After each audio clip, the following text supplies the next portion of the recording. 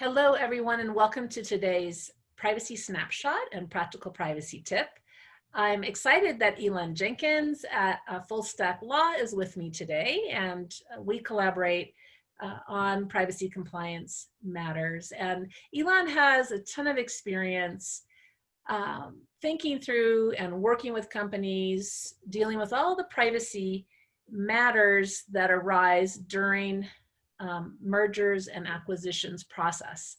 So whether you are the company being acquired or you are the company acquiring, we are seeing more and more privacy issues rise to the surface and slowing down deals, killing deals, and coming as a surprise to a lot of the people involved. So Ilan, you and I have spoken about this, and you sort of thought through all of the experience that you've had and have distilled your experience into three kind of takeaway notions. There's obviously many more, but three things in particular that are really important to think through, whether you are the company being acquired or you are the acquirer. So I'm going to pass it on to you to share your tips.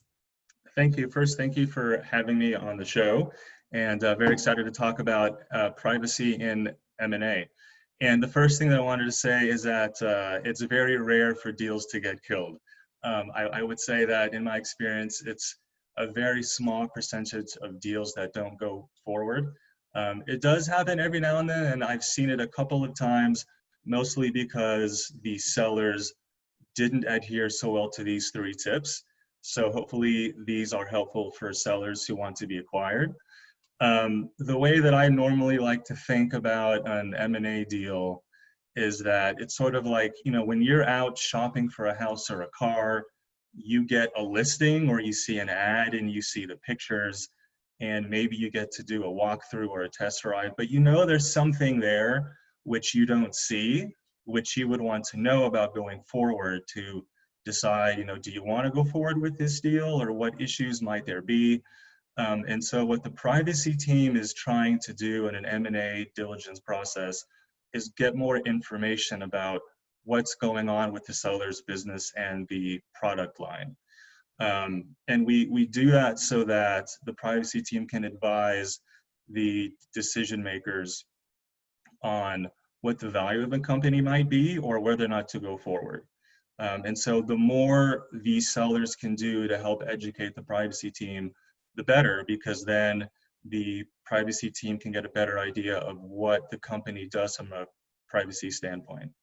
And so some of these three tips may seem obvious, but I think they bear emphasizing in the M&A context.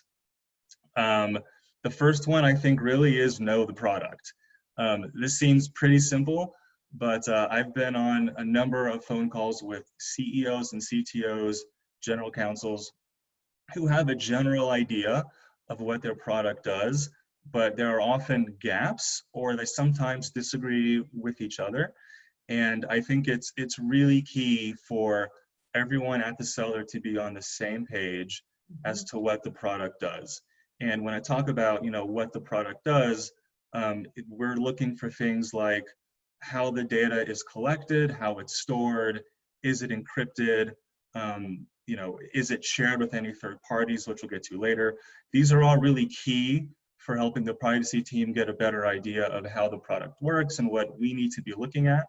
And if the leaders at the company, the CEO and the GC, maybe don't know as much of the technical detail, that's okay.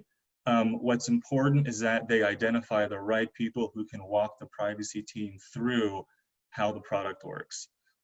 Because if people on the phone are disagreeing about how the product works, it doesn't paint the best picture for the seller as to whether or not they're truly ready to sell, and are they ready to integrate with a larger entity.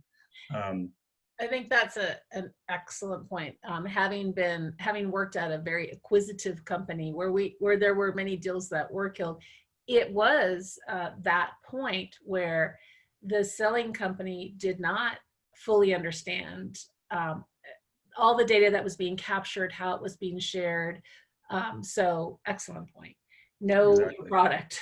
Exactly. Yep. And the other thing to keep in mind too is that the business leaders at the buyer who've been talking to the seller for a long time may not have spoken with the privacy team to give them any background yet.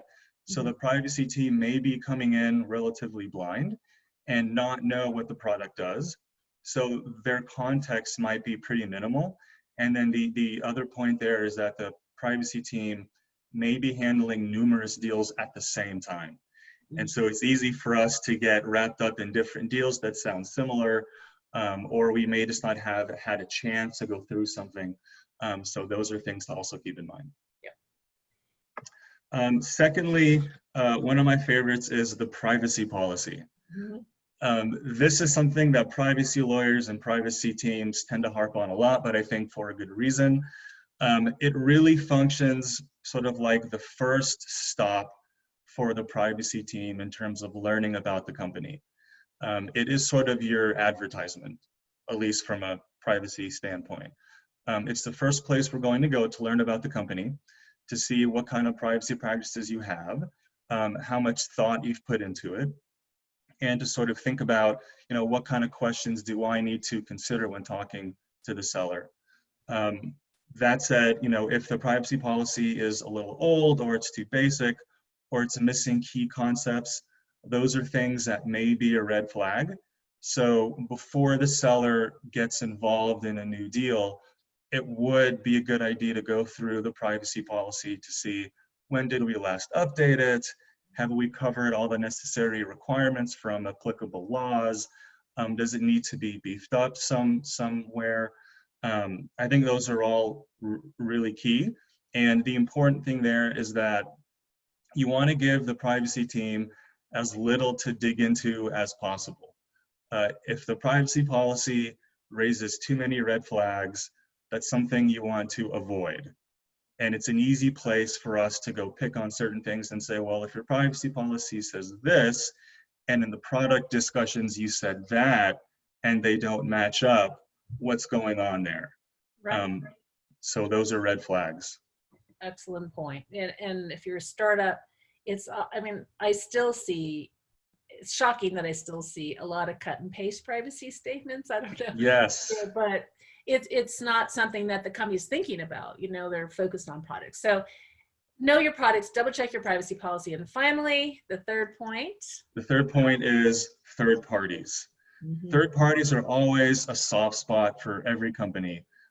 Every client that I worked with, every company where I've worked, it's hard to identify who all of the third party sub-processors are. Oftentimes these contracts get signed and legal doesn't know, but we all know that they're important because those are recipients of the personal data. And that has an impact because, number one, as the buyer wants to know, where's this data going, because it impacts the DPAs that we might need with those entities. And with the privacy shield changes from last month, what's the data transfer mechanism that's in place there? Was privacy shield the basis before? Do we need to switch gears and use something else now? And if so, can we use something else even? Another issue that I see often come along with third parties is that the buyer may not like a certain third party or may not be able to work with a certain third party. For example, if they're a competitor or if they've been involved in litigation in the past. So I think those are key as well as to keep in mind, who are your third parties? Do you have the contracts in place with them? And how much data is actually being shared? And that comes up, obviously, outside of M&A as like a really critical and vulnerable point for a lot of companies. So this is a privacy snapshot. We could go on and talk in a lot more detail, but I love those points. Know your product, double check your privacy policy, and know your third parties. So for those of you listening and are thinking about or working toward some kind of merger or acquisition, Blue Sky Privacy and Full Stack Law is here to help. Thanks, Ilan. Thank you.